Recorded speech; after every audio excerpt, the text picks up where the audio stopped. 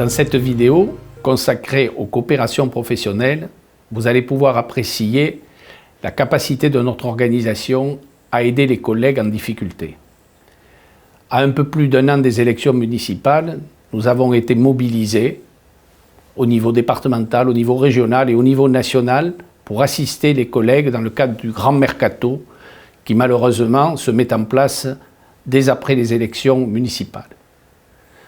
Les collègues qui sont concernés sont assistés au niveau départemental, mais surtout au niveau national par tout un réseau de médiation qui se met en place et dont vous allez pouvoir apprécier toutes les qualités.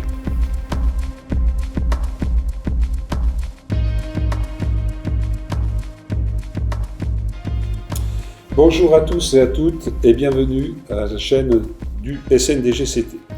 Après le message délivré par notre président national Stéphane Pinte, nous accueillons aujourd'hui dans les locaux du Centre départemental de gestion Loire-Atlantique à Nantes, Hélène Guillet, vice-présidente nationale chargée des coopérations professionnelles, DGS du CDG 44, et Yvan Bréjon, président régional Aquitaine, DGS de Pessac, pilote de l'axe trajectoire professionnelle.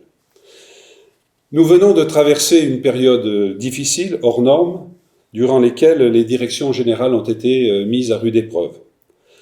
Le SNDG, depuis de nombreuses années, agit et soutient les collègues en difficulté. Cette année, tout spécifiquement, cet axe prend un sens important. Alors, nous allons voir et aborder ensemble les différentes questions ayant trait à ce sujet. Hélène, de quelle manière décris-tu le post-électoral 2020 ? Les élections municipales sont toujours des moments assez spécifiques dans la vie territoriale. Et on parle des municipales, mais dans quelques semaines, ce sont les départementales et les régionales qui se produiront avec les mêmes effets. On a un certain nombre d'éléments qui sont induits par les élections et avec un spectre assez large qui va des nouveaux équilibres à trouver en passant par les incertitudes ponctuelles ou durables jusqu'à parfois des émotions très fortes de douleurs ressenties par l'ensemble des collègues qui sont concernés par ces temps forts.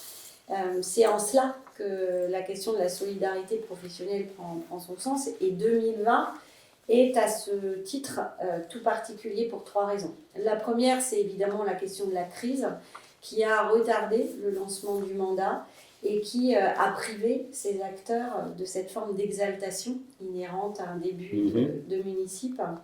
Le deuxième point, c'est l'état d'esprit avec des perturbations assez fortes, des désordres voire même psychiques qui sont constatés et avec une forme d'épuisement ressenti par toutes les parties prenantes. Et enfin, le troisième élément qui caractérise ce post-municipal de 2020, c'est l'incertitude liée à une crise dont on n'est pas encore complètement sorti. Les incertitudes sur soi, sur son devenir, les incertitudes sur les cohésions d'équipe, sur ce que ce mandat va pouvoir faire. C'est au cœur de ça que se trouvent les directions générales, les DGS, les DGA.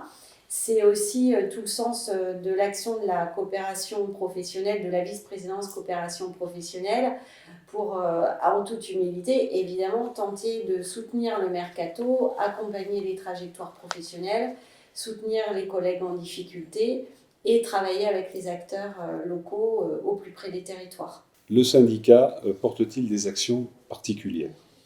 Oui, alors nous organisons nos interventions autour de trois axes. La sensibilisation sur les enjeux de mobilité, la formation avec les parcours individualisés et puis la structuration de partenariats, d'accompagnement et de soutien. Et nous avons chaque année un temps fort autour du Congrès national qui permet aux congressistes de s'inscrire à des parcours d'ateliers pour les aider à prendre en main leur trajectoire professionnelle. Et lors du dernier congrès à Arras, le Congrès national d'Arras, nous avons construit ces ateliers sur trois thématiques, autour notamment de l'identification des compétences clés du manager de demain, sur les notions de leadership, de compétences comportementales, gestion de l'incertitude, management des managers. Ensuite, sur la quête de sens et l'expression de sa propre valeur ajoutée qui nous paraissent fondamentales. Et enfin, autour de l'idée de la construction d'un plan d'action mobilité propre, ce qui permet le tout d'anticiper les difficultés potentielles, de prévoir les différentes étapes, et puis travailler sa posture de recrutement et développer sa communication digitale. Ce qui nous permet de dire que depuis 2 ans, la vice-présidence coopération professionnelle contribue au développement de l'image de modernité du SNDG-CT et de ses adhérents, en renforçant la professionnalisation individuelle et collective et en aidant à la prise de conscience des besoins d'évolution personnelle et de management de carrière. Tu nous parles de situations ou d'actions particulières. Comment le syndicat intervient-il? Et est-ce que tu peux nous mettre en lumière quelques exemples? Oui, alors on intervient à 2 niveaux finalement, hein. D'abord à un niveau national. Depuis 2 ans, la vice-présidence coopération professionnelle a développé et multiplié des contacts, les partenariats, les outils à mettre à disposition des adhérents, avec toujours cette idée en toile de fond de maîtriser sa trajectoire professionnelle et se préparer à toutes les hypothèses afin de ne pas les subir, en structurant notamment des partenariats avec des cabinets nationaux de conseil ou de recrutement. Et puis aussi en développant un partenariat avec Randstad qui nous a permis de développer un outil spécifiquement dédié aux directions générales, construit avec les DGS et des DGA, destiné à les accompagner dans leur réflexion et leur démarche de mobilité. Et il s'agit véritablement d'un package à visée très opérationnelle et très complet que nous appelons le Development Center pôle public et qui est destiné à aider les uns et les autres à opérer les virages stratégiques, voire délicats, dans sa carrière et prendre conscience des forces de son profil sur lesquelles s'appuyer pour une plus grande efficacité. Et ensuite, le deuxième niveau, il est régional, évidemment, avec un certain nombre de relais pris en région pour accompagner les collègues en difficulté. Me viennent à l'esprit les initiatives en Île-de-France, en Normandie, en Occitanie, en Rhône-Alpes, où les collègues développent là aussi des partenariats avec des cabinets nationaux et locaux pour organiser des ateliers qui permettent de préparer des entretiens d'embauche, par exemple, en vue d'une future mobilité. Et puis, des partenariats aussi avec le CNFPT, qui est un acteur majeur, évidemment, de la mobilité professionnelle des DG et des DGA. Puis je terminerai par un petit clin d'œil à l'Aquitaine et à Karine Longuève, la présidente départementale Gironde, qui, elle, a développé des outils sur les réseaux sociaux afin d'éviter que les collègues en difficulté se retrouvent dans une forme de solitude et puissent accéder à de l'information et partager, discuter avec d'autres collègues de façon à justement casser cette éventuelle solitude. Alors on parle d'actions particulières, on parle d'initiatives prises par les régions. Est-ce que ces initiatives sont-elles bien utilisées par nos adhérents? Eh bien oui, elles sont bien utilisées.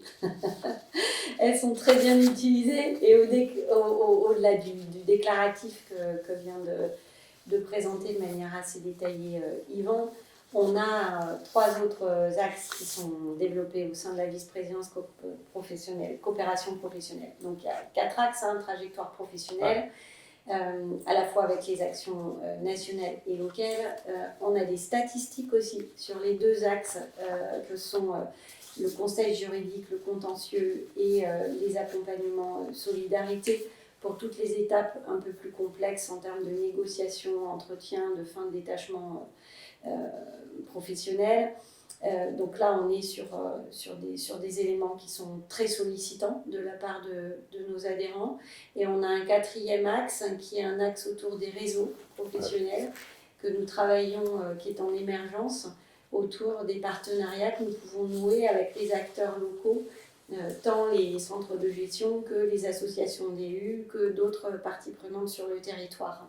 Y aura-t-il d'autres initiatives? Comment est envisagée la suite?